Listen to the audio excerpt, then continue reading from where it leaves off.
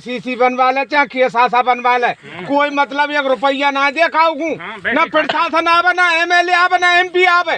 ये फसल खराब पड़ी है, वोटन को हमें कोई सुनवाई ना करे किसान की कोई भी।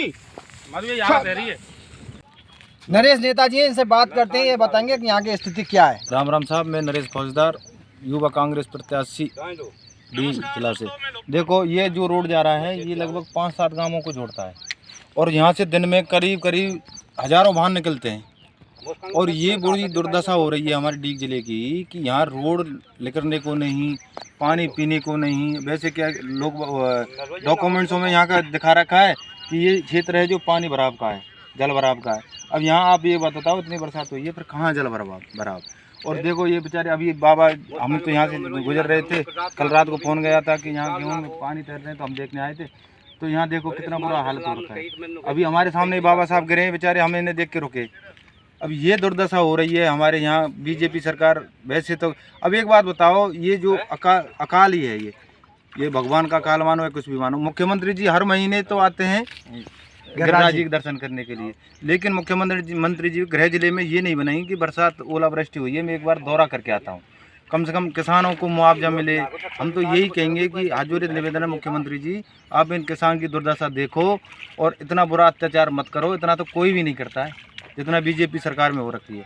महाराज साहब थे तब एक फ़ोन पे ही गिरदावली हो जाती थी। आज कितने दिन हो गए ये बात बताओ? 10 दिन से बरसात हो रही है, आज तक कोई अधिकारी आया है कि बाबा साहब यहाँ कोई ना आया? आज तक बताओ, कोई अधिकारी तक नहीं आया यार। हद होती है इन चीज़ों की। तो बीजेपी के लोग तो ये कहते हैं कि हमारे राज्य में सड़क तो ऐसी शीशा की तरह चमकती है। तो आप उन्हें दिखाओ ना, ये देखो कहाँ सी शीशा चमक रही है, कितनी बढ़िया रोड है ये, देखो तो सही कितना अच्छा रोड है ये। अरे हद है झूठ बोलने की बीजेपी सरकार वालों की।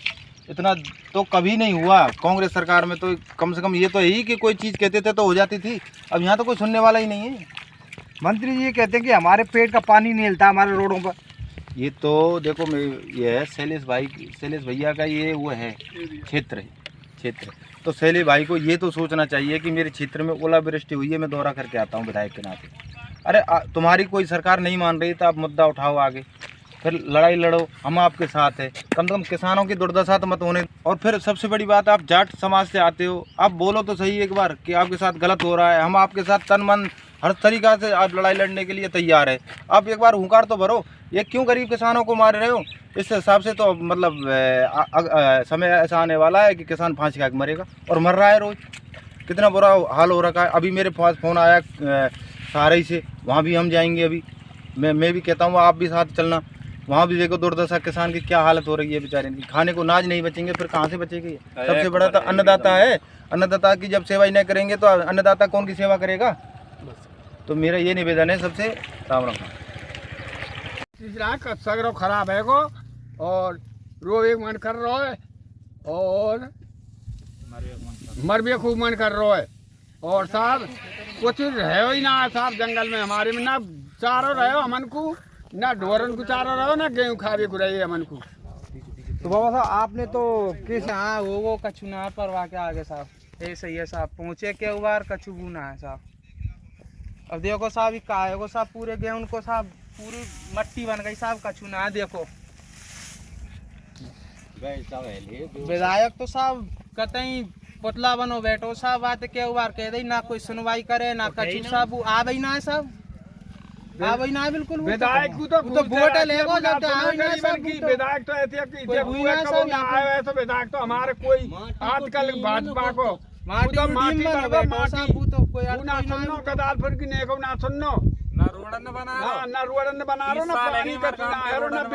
बिजली हुआ ले गए हमारी डीग में लग रही बिजली, अब लग रही है और काट के नहीं है, वो दूसरी जगह लगवा देगी हमारी बिजली शहरी में। तो ग्रामीण हाँ ये साहब परवाही सारी, और किसकी ना परवाही है?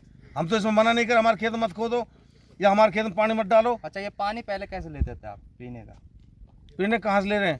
पहले आरओ चलता था, उसके बाद वो आरओ उखाड़ के बेच के ले खा गए वो ठेकेदार है जो दलाल कौन है। अब उसके बाद टैंकरों से पानी आ रहा है, अपने पर्सनल टैंकर मंगा रहे हैं, किसी के घर में है कोई खारी पानी पी रहा है। व्यवस्था तो ऐसे भंग हुई पड़ी है। कभी जब एक टंकी बनी पड़ी हमारी और दूसरी, उसमें से 10-5 मिनट के लिए 10-20 मिनट के लिए पानी आ जाता है, तो मटका 2 मटका उसमें भर जाते हैं। इसी हिसाब से पूरी पंचायत का उद्धार हो रहा है। अब क्या करें? ठीक साहब, आप बताइए। देखो सब पानी की समस्या ज़्यादा है और लाइन अगर गाड़ना चाहें तो लाइन गाड़ दें, कोई दिक्कत नहीं। अब तो फसल टोटल कट चुकी है और पानी की असुविधा ज़्यादा है। हमारे गांव हो गए इसको बने टंकी 3 साल हो गए और गांव गदारपुर में खारा पानी है और एक गरीब इंसान 1500-2000 रुपये टैंकर वालों को कहाँ से देगा? वो मजदूर आदमी वैसे ही खारा पानी से अपना गुजारा कर रहा है। साहब आप बताइए। मेरी तो समस्या जी है साहब, मैं उत्तर प्रदेश को रहे आ रहा हूँ, रोज जाऊँ, ये रोड खराब है साहब। अरे इस रोड पर निकला नहीं जाए, पानी की टंकी दे सर, पानी हम पर पीते ही नहीं है, यहाँ है ही नहीं पानी, अभी आया ही नहीं है।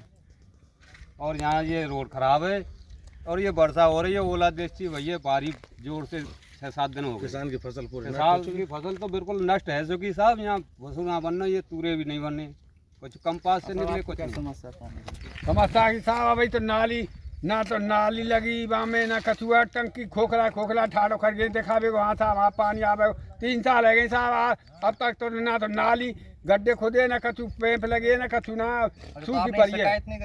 शिकायत करिए, कौन की करें हम? कलेक्टर साहब के पास हमने, जिला कलेक्टर जो हमारे डीग में, उनके पास शिकायत दे रखी है। वो क्या कहते हैं? कोई जवाब नहीं आया अभी तक, अभी कोई जवाब नहीं आया। उन्होंने बोले ठीक है हो जाएगा आप काम, आप पानी आ जाएगा, बस ये बोल के संतुष्टि करके भेज देते हैं वहाँ से।